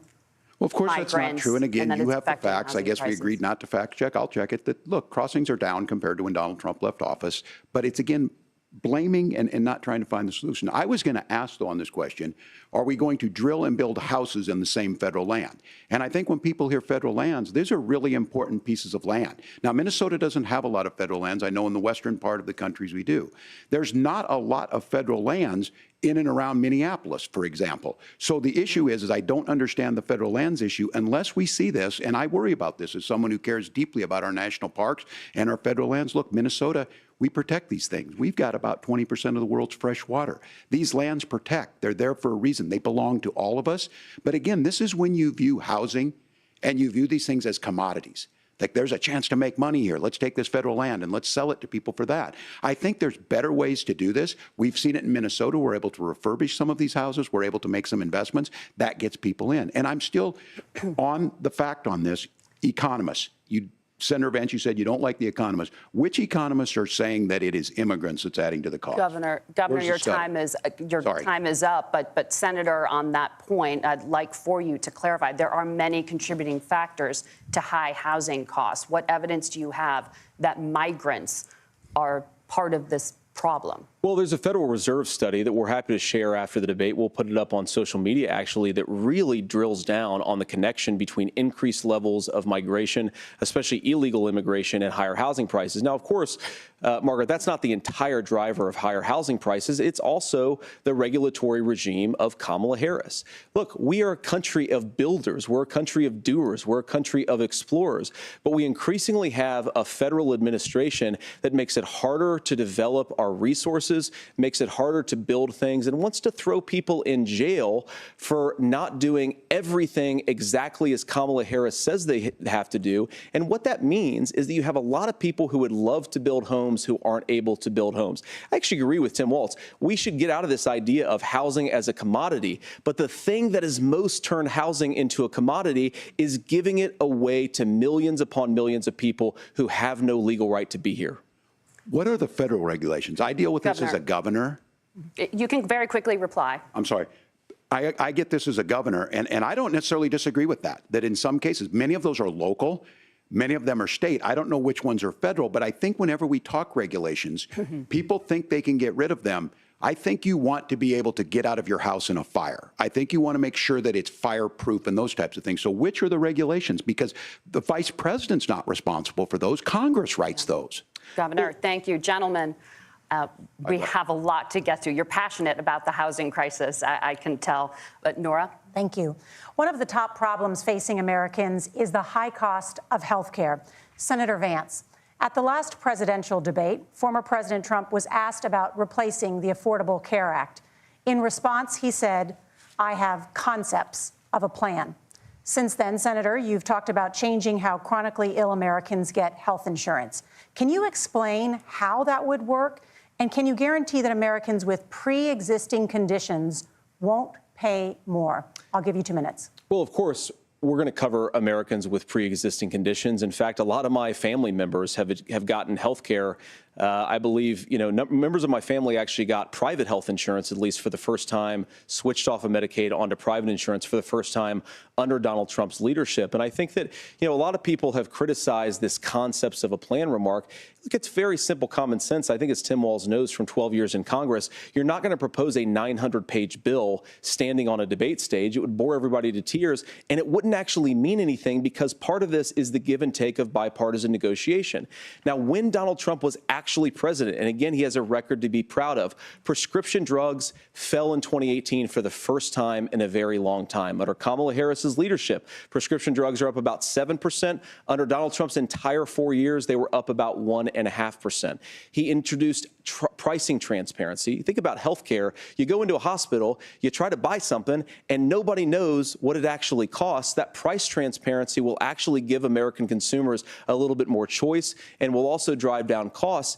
And we talked about, the reinsurance regulations is what I was talking about. Look, Donald Trump has said that if we allow states to experiment a little bit on how to cover both the chronically ill but the non-chronically ill, it's not just a plan. He actually implemented some of these regulations when he was president of the United States. And I think you can make a really good argument that it salvaged Obamacare, which was doing disastrously until Donald Trump came along. And I think this is an important point about President Trump. Of course, you don't have to agree with everything that President Trump has ever said or ever done. But when Obamacare was crushing under the weight of its own regulatory burden and health care costs, Donald Trump could have destroyed the program. Instead, he worked in a bipartisan way to ensure that Americans had access to affordable care. It's not perfect, of course, and there's so much more that we can do. But I think that Donald Trump has earned the right to put in place some better health care policies. He's earned it because he did it successfully the first time. Governor? All right, here's where being an old guy gives you some history. I was there at the creation of the ACA. And the reason it was so important is I come from a major healthcare state, home of the Mayo Clinic, home to Medical Alley, 3M, Medtronic, all of those. We understand healthcare. It's why we're ranked first on affordability and accessibility and quality of healthcare. And so what I know is under Kamala Harris, More people are covered than they have before. And those of you listening, this is critical to you. Now, Donald Trump all of a sudden wants to. Go back and remember this. He ran on the first thing he was going to do on day one was to repeal Obamacare. On day one, he tried to sign an executive order to repeal the ACA. He signed on to a lawsuit to repeal the ACA, but lost at the Supreme Court. And he would have repealed the ACA had it not been for the courage of John McCain to save that bill. Now, fast forward, what that means to you is you lose your pre-existing conditions. If you're sitting at home and you got asthma, too bad. If you're a woman, probably not. Broke your foot during football, might kick you out. Your kids get kicked out when they're 26. Kamala Harris negotiated drug prices for the first time with Medicare. We have 10 drugs that will come online, the most common ones that'll be there. But look, this issue, and when Donald Trump said, I've got a concept of a plan, it cracked me up as a fourth grade teacher because my kids would have never given me that. But what Senator Vance just explained might be worse than a concept, because what he explained is pre-Obamacare. And I'll make this as simple as possible because I have done this for a long time. What they're saying is, if you're healthy, why should you be paying more? So what they're going to do is let insurance companies pick who they insure, because guess what happens? You pay your premium, it's not much. They figure they're not going to have to pay out to you. But those of you a little older, gray, got cancer, you're going to get kicked out of it. That's why the system didn't work. Kamala Harris will protect and enhance the ACA. Governor, thank you. Senator, you have not yet explained how you would protect people with pre-existing conditions or laid out that plan. Well, look, we currently have laws and regulations in place right now that protect people with pre-existing conditions. We want to keep those regulations in place, but we also want to make the health insurance marketplace function a little bit better. Now, what Governor Walz just said is actually not true. A lot of what happened, and the reason that Obamacare was crushing under its own weight, is that a lot of young and healthy people were leaving the exchanges. Donald Trump actually helped address that problem, and he did so in a way that preserved people's access to coverage who had pre-existing conditions. But again, something that these guys do is they make a lot of claims about if Donald Trump becomes president, all of these terrible consequences are going to ensue. But in reality, Donald Trump was president. Inflation was low. Take-home pay was higher. And he saved the very program from a Democratic administration that was collapsing and would have collapsed absent his leadership. He did his job, which is govern in a bipartisan way and get results, not just complain about problems, but actually solve them. Governor, did enrollment under the Affordable Care Act go up under the Trump administration? It's higher now that we've seen it go up. Look, people are using it. The system works. And the question about this of young people or whatever, that's the individual mandate piece of this. And Republicans fought tooth and nail saying, well, Americans should be free to do this. Well, then what happens is... So you think the individual mandate's a good idea? You shrink. I think the idea of making sure the risk pool is broad enough to cover everyone, that's the only way insurance works. When it doesn't, it collapses. You are asking pre-ACA where we get people out. Look, people know that they need to be on health care. People expect it to be there. And when we are able to make it, and we are making it this way, when we incentivize people to be in the market, when we help people who might not be able to afford it get there, and we make sure then when you get sick and old, it's there for you. Because I heard people say, well, I don't want to buy into Medicare or whatever. Good luck buying health care once you get past 70.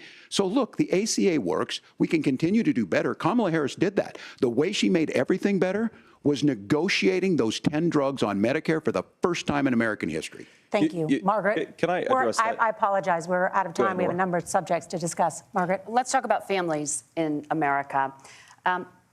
There is a child care crisis in this country, and the United States is one of the very few developed countries in the world without a national paid leave program for new parents. Governor Walz, you said that if Democrats win both the White House and Congress, this is a day one priority for you. How long should employers be required to pay workers while they are home taking care of their newborns? You have 2 minutes. Yeah, well, that's negotiable, and that's what Congress worked. But here's what the deal is. Americans sitting out there right now, you may work for a big company. Look, we're home in Minnesota to some of the largest Fortune 500 companies. Kamala Harris knows that in California. Those companies provide paid family and medical leave. One is, I think they're moral and they think it's a good thing, but it also keeps their employees healthy. We in Minnesota passed a paid family and medical leave. You have a child, you and I had to go back to work 5 days after my kids were born. This allows you to stay home a certain amount of time. What we know is that gets the child off to a better start, the family works better, we stay in their employers, we get more consistency in that. So Kamala Harris has made it a priority. We implemented it in Minnesota, and we see growth. That's how you become a pro-business state. But the negotiations on it, and here's the issue, those big companies are able to offer it. Those of you out there who don't have it, just imagine what happens if you get cancer or your child gets sick. We know what happens. You end up staying home. In some places, that means no paycheck because you've got no protection on that. This is the case of an economy that Donald Trump has set for the wealthiest amongst us. He's willing to give those tax breaks to the wealthiest. He's willing to say, bust those unions up, do whatever. What we're saying is the economy works best when it works for all of us. And so a paid family medical leave program, and I will tell you, go to the families or go to the businesses and ask them. As far as childcare on this, you have to take it at both the supply and the demand side. You can't expect the most important people in our lives to take either our children or our parents to get paid the least amount of money. And we have to make it easier for folks to be able to get into that business and then to make sure that folks are able to pay for that. We were able to do it in Minnesota, and I'm still telling you this. We were listed as the best state. We're still in crisis on this. A federal program of paid family and medical leave and help with this will enhance our workforce, enhance our families, and make it easier to have the children that you want. Governor, your time is up. Senator, do you support a national paid leave program? And if so, for how long should employers be mandated to pay their employees while they are home taking care of their newborn? You have 2 minutes. Yeah, well, first of all, Margaret, a number of my Republican colleagues and some Democrats, too, have worked on this issue. And I think there is a bipartisan solution here because a lot of us care about this issue. I mean, look, I speak from this very personally because I'm married to a beautiful woman who is an incredible mother to our 3 beautiful kids, but is also a very, very brilliant corporate litigator. And I'm so proud of her. But being a working mom, even for somebody with all of the advantages of my wife, is extraordinarily difficult. And it's not just difficult from a policy perspective. She actually had access to paid family leave because she worked for a bigger company. But the cultural pressure on young families and especially young women, I think makes it really hard for people to choose the family model they want. A lot of young women would like to go back to work immediately. Some would like to spend a little time home with the kids. Some would like to spend longer at home with the kids. We should have a family care model that makes choice possible. And I think this is a very important substantive difference between Donald Trump and Kamala Harris's approach. I mean, look, if you look at the federal programs that we have that support paid family leave right now, the Community Development Block Grant, and there's another block grant program that spends a lot of money from the federal government. These programs only go to one kind of child care model. Let's say you'd like your church maybe to help you out with child care. Maybe you live in a rural area or an urban area and you'd like to get together with families in your neighborhood to provide child care in the way that makes the most sense. You don't get access to any of these federal monies. We want to promote choice in how we deliver family care and how we promote child care because, look, it is unacceptable. And, you know, of course, Tim and I have been on the campaign trail a lot the past 7 or 8 weeks. And one of the biggest complaints I hear from young families is people who feel like they don't have options, like they're choosing between going to work or taking care for their kids. That is an incredible burden to put on American families. We're the only country that does it. I think we could do a heck of a lot better. Senator, thank you. You have also said, Senator Vance, many things about the American family. The Federal Reserve says parents will spend nearly as much on child care as they do on housing each month. So I want to get your thoughts on this. President Trump recently said, as much as child care is talked about as being expensive, it's relatively speaking not very expensive compared to the kinds of numbers we'll be taking in. Is President Trump committed to the $5,000 per child tax credit that you have described? You have 1 minute. Well, what President Trump said, Margaret, I just want to defend my running mate here a little bit, is that we're going to be taking in a lot of money by penalizing companies for shipping jobs overseas and penalizing countries who employ slave laborers and then ship their products back into our country and undercut the wages of American workers. It's the heart of the Donald Trump economic plan. Cut taxes for American workers and American families. Cut taxes for businesses that are hiring and building companies in the United States of America, but penalize companies and countries that are shipping jobs overseas. That's the heart of the economic proposal. And I think what President Trump is saying is that when we bring in this additional revenue with higher economic growth, we're going to be able to provide paid family leave, child care options that are viable and workable for a lot of American families. Can you clarify how that will solve the child care shortage? Well, because as Tim said, a lot of the child care shortage is we just don't have enough resources going into the multiple people who could be providing family care options. And we're going to have to, unfortunately, look, we're going to have to spend more money. We're going to have to induce more people to want to provide child care options for American families, because the reason it's so expensive right now is because you've got way too few people providing this very essential service. Thank you, Senator. Governor Walz, your ticket also has some child care tax credit proposals. Do you think Congress will agree to the $6,000 credit for newborns and $3,000 credit for children over the age of 6, as your campaign has promised? Is that realistic? Well, if these members of Congress are listening to anybody, I can tell you, and this is the biggest issue. Everybody listening tonight knows. I mean, I'm sure they were shocked to hear it's not that expensive. And let's be clear, whether it's $5,000 or $6,000, that pays you about 3 or 4 months. Let's be clear of where we're at on this. It's because we got out of an imbalance on this. We thought we were going to get by not paying people. I don't think Senator Vance and I are that far apart. I'm not opposed to what he's talking about on options. We've done scholarships types of things. I think we need to be open to making the case. But the issue here is, the question you asked is, you're not going to pay for it with these tariffs. That's just adding another $4,000 on the family and taking less. So not only do they not get the money to pay for that, they're $4,000 in the hole. That's Wharton School. That's his alma mater. And so I think the issue here is, if those members of Congress, I can't believe they're not. When I go to businesses, sure, they'll talk about taxes sometime, but they will lead with childcare and they will lead with housing, because we know the problem is, especially in a state like Minnesota, we need more workers because our economy's growing, but we need the workforce. Governor, thank you. We need to move on. Nora? Let's talk about the state of democracy, the top issue for Americans after the economy and inflation. After the 2020 election, President Trump's campaign and others filed 62 lawsuits contesting the results. Judges, including those appointed by President Trump and other Republican presidents, looked at the evidence and said there was no widespread fraud. The governors of every state in the nation, Republicans and Democrats, certified the 2020 election results and sent a legal slate of electors to Congress for January 6th. Senator Vance, you have said you would not have certified the last presidential election and would have asked the states to submit alternative electors. That has been called unconstitutional and illegal. Would you again seek to challenge this year's election results, even if every governor certifies the results? I'll give you 2 minutes. Well, Nora, first of all, I think that we're focused on the future. We need to figure out how to solve the inflation crisis caused by Kamala Harris's policies, make housing affordable, make groceries affordable, and that's what we're focused on. But I want to answer your question because you did ask it.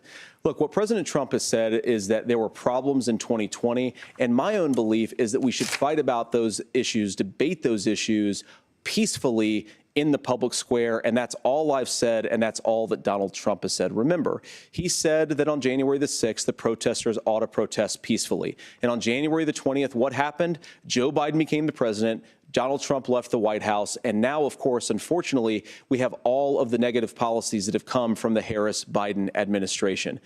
I believe that we actually do have a threat to democracy in this country, but unfortunately, it's not the threat to democracy that Kamala Harris and Tim Walz want to talk about. It is the threat of censorship. It's Americans casting aside lifelong friendships because of disagreements over politics. It's big technology companies silencing their fellow citizens. And it's Kamala Harris saying that rather than debate and persuade her fellow Americans, she'd like to censor people who engage in misinformation.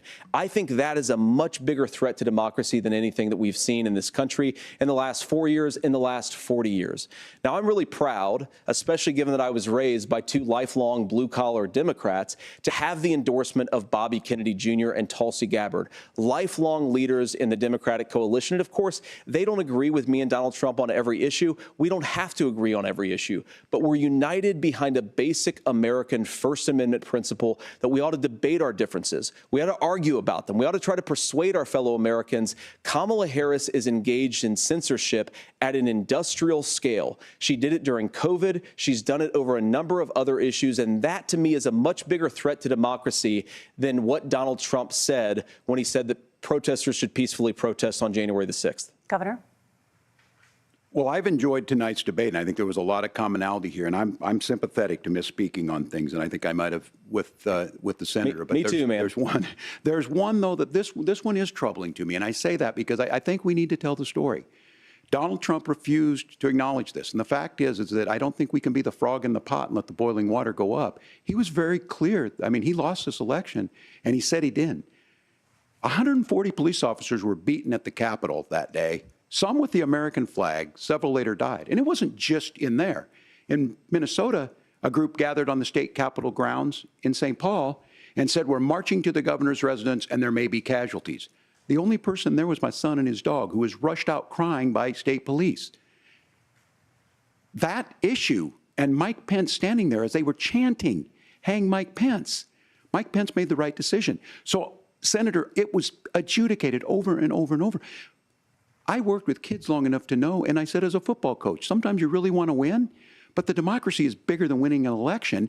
You shake hands, and then you try and do everything you can to help the other side win.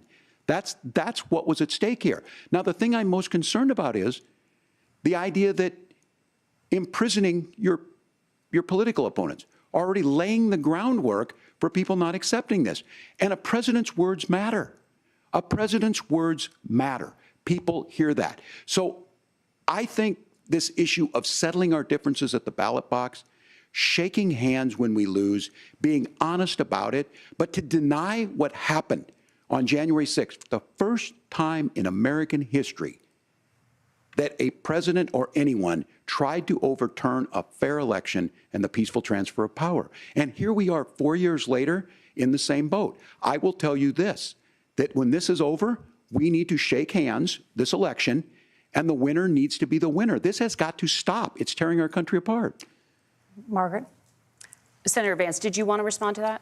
Yeah, well, look, Tim, first of all, it's really rich for Democratic leaders to say that Donald Trump is a unique threat to democracy when he peacefully gave over power on January the 20th, as we have done for 250 years in this country. We are going to shake hands after this debate and after this election. And of course, I hope that we win, and I think we're going to win. But if Tim Walz is the next vice president, he'll have my prayers, he'll have my best wishes, and he'll have my help whenever he wants it.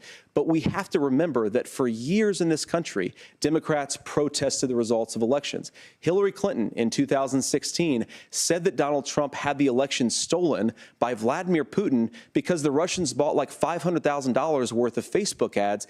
This has been going on for a long time. And if we want to say that we need to respect the results of the election, I'm on board. But if we want to say, as Tim Walz is saying, that this is just a problem that Republicans have had, I don't buy that. Governor. January 6th was not Facebook ads. And I think a revisionist history on this. Look, I don't understand how we got to this point.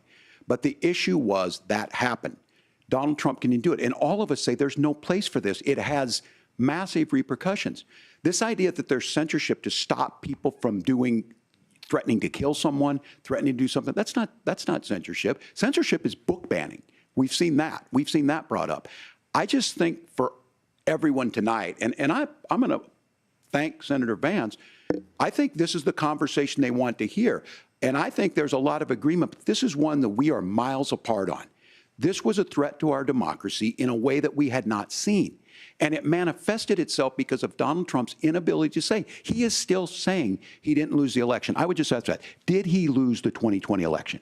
Tim, I'm focused on the future. Did Kamala Harris censor Americans from speaking their mind in the wake of the 2020 COVID situation? That is a damning non-answer. It's a damning non-answer for you to not talk about censorship. Obviously, Donald Trump and I think that there were problems in 2020. We've talked about it. I'm happy to talk about it further. But you guys attack us for not believing in democracy. The most sacred right under the United States democracy is the First Amendment.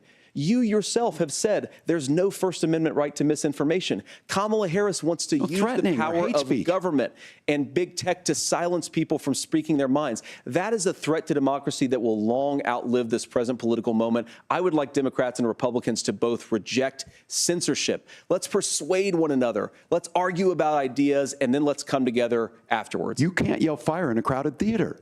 That's the test. That's the Supreme Court test. Tim, fire in a crowded theater. You guys wanted to kick people off of Facebook for saying that toddlers shouldn't wear masks. Senator, the governor does have the floor. Fire in a crowded theater. That is criticizing the policies of the government, which is the right of every American. Senator, the governor does have the floor for 1 minute to respond to you. Yeah.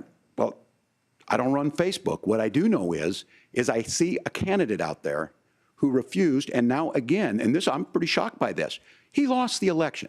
This is not a debate. It's not anything anywhere other than in Donald Trump's world. Because look, when Mike Pence made that decision to certify that election, that's why Mike Pence isn't on this stage. What I'm concerned about is, where is the firewall with Donald Trump? Where is the firewall if he knows he could do anything, including taking an election, and his vice president's not going to stand to it? That's what we're asking you, America. Will you stand up? Will you keep your oath of office, even if the president doesn't? And I think Kamala Harris would agree. She wouldn't have picked me if she didn't think I would do that, because of course that's what we would do. So, America, I think you've got a really clear choice on this election of who's going to honor that democracy and who's going to honor Donald Trump. Governor, your time is up. Thank you, gentlemen. We will be right back with both of our candidates. The CBS News vice presidential debate continues.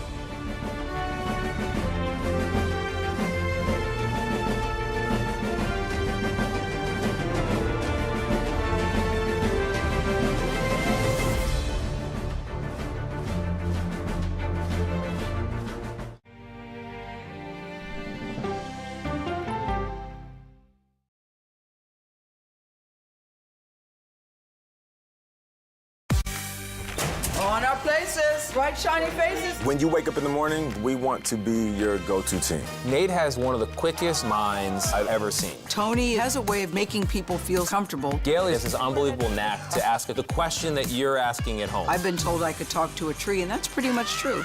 I don't go to work in the morning. I go for coffee with my two good friends, and we talk about the world. Your morning routine just got better. CBS Mornings, weekdays at 7.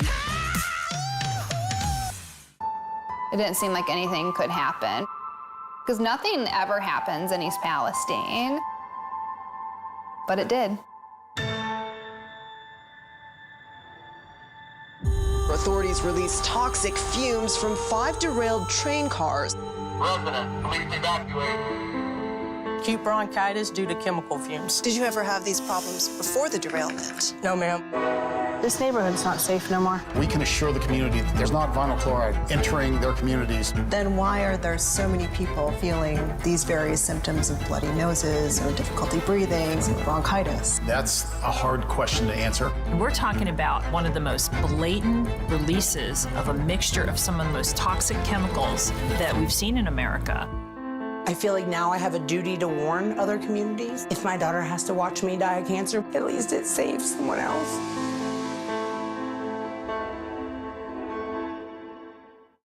This case. It's like a screenplay, something straight out of Hollywood.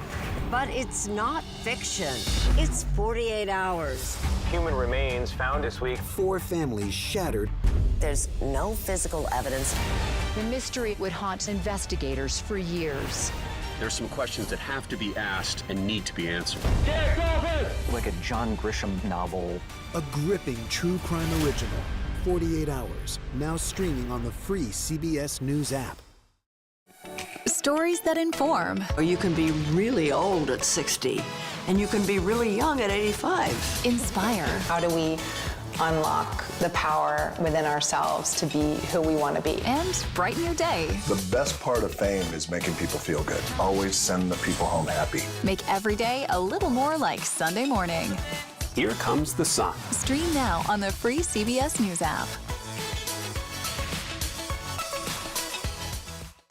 Hello, everyone, and welcome to our Dragon capsule here in space. Sightseers in space, the thrill of a lifetime. Seeing the Earth from space, it was so exhilarating. But the risks that come with the territory. There have been 4 fatal accidents. That's a 1% fatal accident rate. Might make you look before you launch. If you had 1 out of 100 airplanes falling out of the sky, we'd have a public crisis. Space tourism, now streaming on the free CBS News app.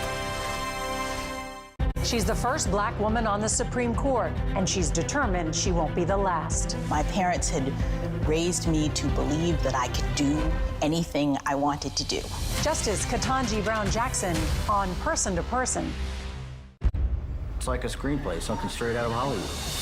Human remains found this week. There's some questions that have to be asked and need to be answered. A gripping true crime original, 48 Hours, now streaming on the free CBS News app. Superstar approaching, superstar approaching. I can see clearly now that the rain is gone. That's right. Look at his outfit. Give me some love, baby. Up top. It's gonna be a bright, sunshiny day. All right.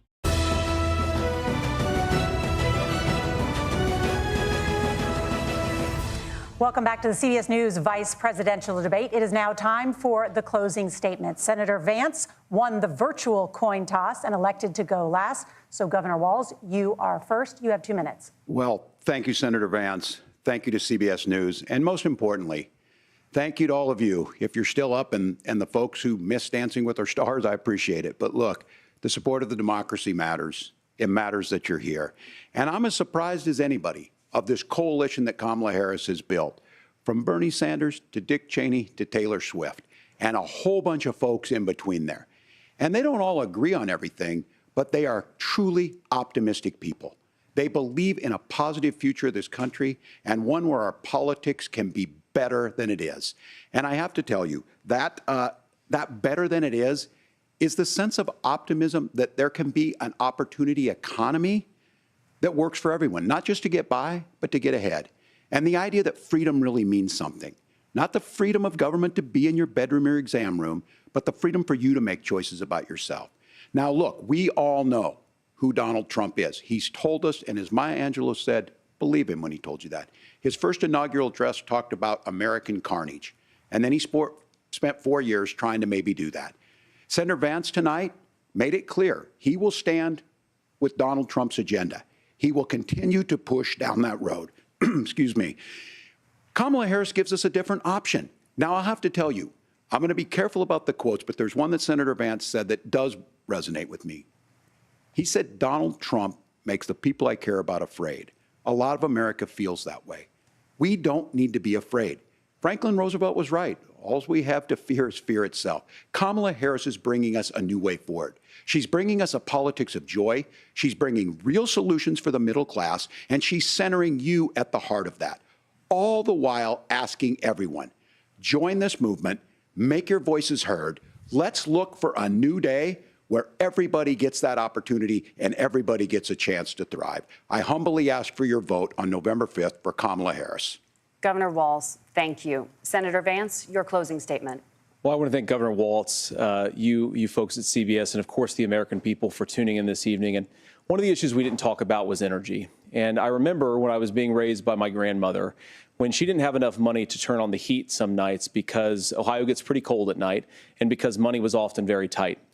And I believe, as a person who wants to be your next vice president, that we are a rich and prosperous enough country where every American, whether they're rich or poor, ought to be able to turn on their heat in the middle of a cold winter night. That's gotten more difficult thanks to Kamala Harris's energy policies. I believe that whether you're rich or poor, you ought to be able to afford a nice meal for your family. That's gotten harder because of Kamala Harris's policies. I believe that whether you're rich or poor, you ought to be able to afford to buy a house. You ought to be able to live in safe neighborhoods. You ought to not have your communities flooded with fentanyl. And that, too, has gotten harder with because of Kamala Harris's policies. Now, I've been in politics long enough to do what Kamala Harris does when she stands before the American people and says that on day one, she's going to work on all these challenges I just listed.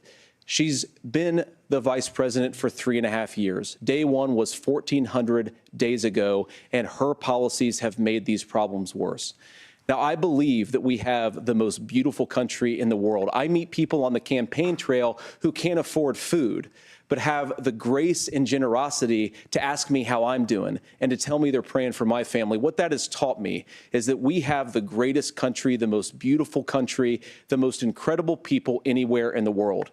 But they're not going to be able to achieve their full dreams with the broken leadership that we have in Washington. They're not going to be able to live their American dream if we do the same thing that we've been doing for the last 3.5 years.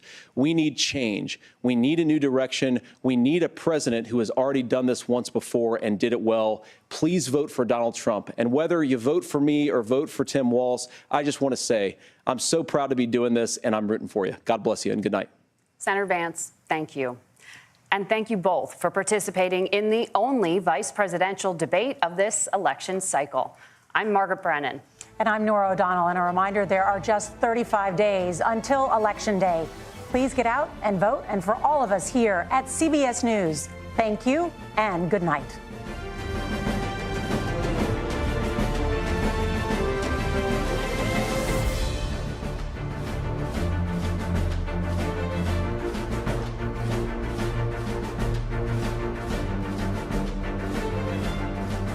The first and only vice presidential debate.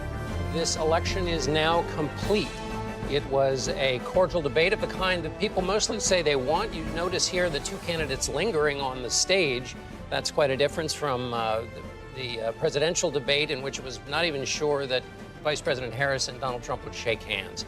It was a debate in which the line, "I appreciate what Tim said about Finland," was one of the many ways in which Senator Vance agreed with the governor. The governor agreed right back. But that's the tone and the kind of theater review of this. I'll pick out two issues. On the question of the top of the news today, which is the middle